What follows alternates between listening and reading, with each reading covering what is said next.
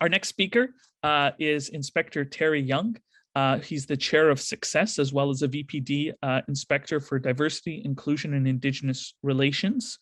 He is a recipient of the BC Medal of Good Citizenship and the Sovereign's Medal for volunteers. He's also a member of the Other People Initiative, helping to address racism and discrimination in schools for youth and for children. So thank you so much for joining us, Terry. The floor is yours. Thank you, Yusuf. And firstly, I want to thank for the foundation for a path forward for the invitation to join many illustrious speakers today. I'm also joining you from the traditional territories of Musqueam, Squamish, and Tsleil-Waututh, also known as Vancouver. I wear two hats, actually three hats today. I'm chair of success, which is one of the largest Canadian social service agencies in the country. I'm also with the VPD, and my section, inclusion, diversity, and indigenous relations, also looking after hate crime. And I can speak to it a little bit. I know we touched base on that. But last but not least, I'm also a Chinese Canadian. I think the last 2 years have been a difficult time, not only because of the pandemic, because we see a major surge in anti-Asian hate crime in Vancouver. As Jensen said, in between 2019 and 2021, there was a 425% increase in anti-Asian hate crime in Vancouver. And in 2020 alone, alarming 700% increase. And as the police department will tell you in Vancouver, they estimate only 25% of hate crimes actually get reported. And these last 2 years have been a difficult time. I think we felt the pain of being not accepted as a Asian Canadian to this country. We felt like the less sense of belonging. We see the painful history of the Exclusion Act, head tax, and we talk about Chinatown. Jensen works in the Chinese Community Policing Center in Chinatown, and Chinatown was built on the basis of exclusion. People had no choice but had to live in Chinatown, when at that time they were not allowed to vote, they were not allowed to swim in public swimming pools, they weren't allowed to study certain profession at universities, etc. And so for us to actually go forward, we actually have to recognize the past, because we can't fix anything we do not acknowledge. And I think some other speakers said that we have to commit to education to reach all Canadians. That's why I'm also part of the Other People's Group, to address stereotyping and exclusion at school educational system for those of us who are denied rights and freedoms based on who we are. The right to study for professions, I've been told, said before, hold office, that wasn't coming about until after the Second World War. And another part is I lived in the UK and the United States before moving to Vancouver.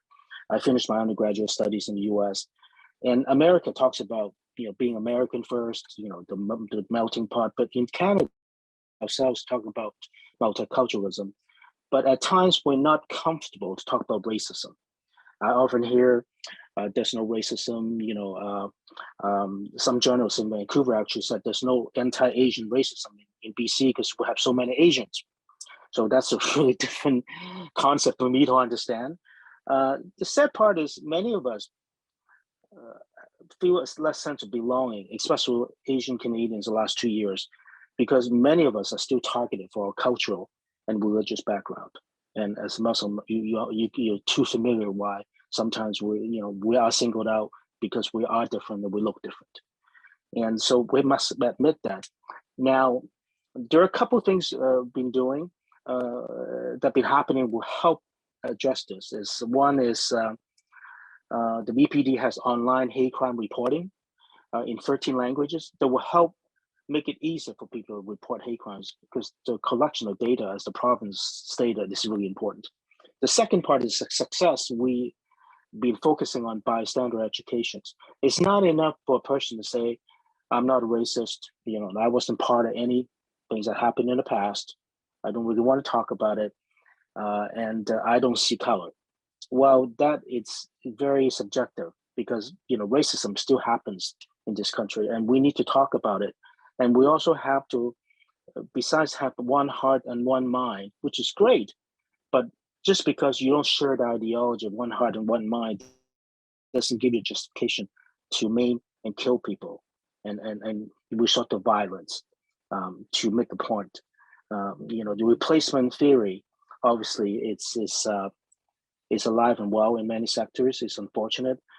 And I also want to share over the heartbreak stories. I mean, we talk about MP Jenny Kwan talk about the 87-year victim in Chinatown that was bear sprayed last Friday. I actually talked to him yesterday, and that's the second time it was attacked. In September, it was attacked by another person for speaking Chinese in public. I mean, I would just, my heart kind of goes out to the victim when I was talking to him, because I can just imagine my parents walking around and being targeted and pushed on the ground and bear spray in the face, and he could have succumbed to major injuries. And why does this happen in our country in 2022? So it's not enough for a Chinese Canadian to say, to be responsible for anti-Chinese racism. It's not enough for a Muslim Canadian to say, I alone am responsible for that. I think we must stand together, and because we're stronger together.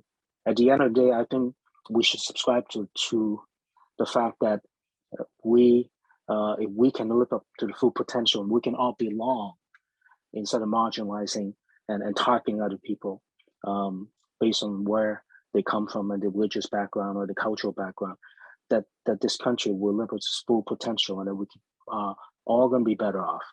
So a lot of topics I was talk about has been covered, so I don't repeat myself, but I want to thank everybody for taking the time today to talk about something that's near and dear to me.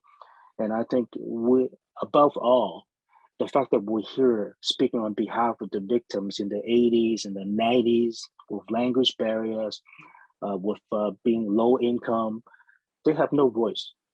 A lot of people pay attention to what they have to go through. And we're here today giving them the opportunity to voice their concerns, because they do have rights and they do have a right to belong in this country. Thank you. Thank you very much, Terry. The context within which you're speaking, again, the lived experience of being a victim of racism yourself, seeing it, hearing it, and as a police officer, to see it daily, perhaps, and to be engaged with the worst of what goes on. We thank you for your continuing service to the safety of the community and to your advice and suggestions, because it is needed to take a very strong role, because it's not only, as you've said, an issue of us all agreeing with one another, but it's crime. It's literally hate crimes that are happening. And sometimes we do have to see it from that perspective as well. So thank you for sharing that contribution and all the work that you, the VPD and Success are doing. Thank you.